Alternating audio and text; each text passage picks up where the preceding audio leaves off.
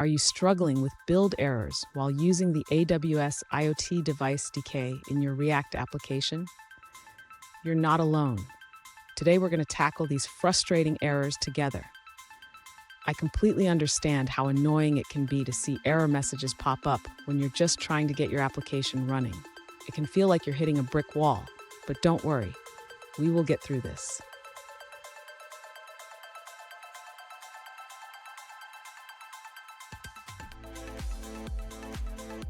Here's the specific issue we're addressing.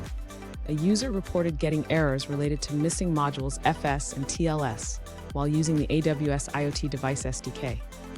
If this sounds familiar, stick around as we explore how to resolve these errors. So what do these errors mean?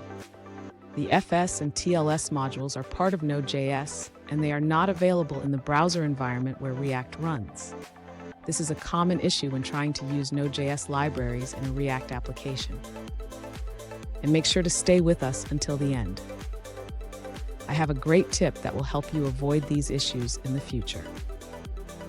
To resolve the build errors related to the AWS IoT Device SDK, the user should first understand that the errors indicate missing modules.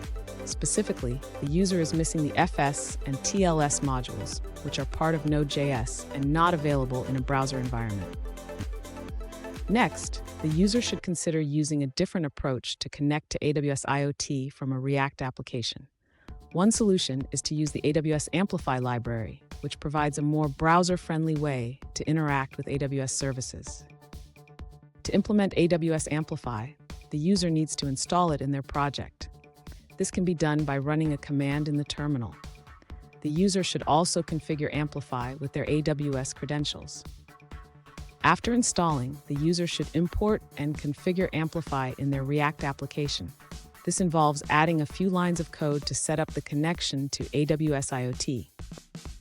Finally, the user can use the Amplify API to interact with AWS IoT.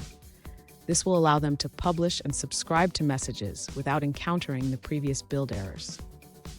Fun fact, did you know that the first version of React was released in 2013? It has come a long way since then, and so have the tools we use with it. Now, let's look at the answers provided by other users.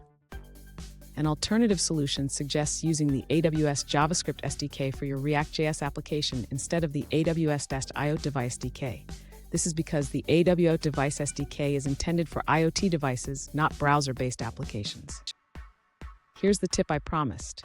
Always check for browser compatibility when using Node.js libraries in your React applications. This can save you a lot of headaches down the line. And there you have it. With these steps, you should be able to resolve those pesky build errors. If you found this video helpful, please subscribe for more troubleshooting tips, and remember to keep coding.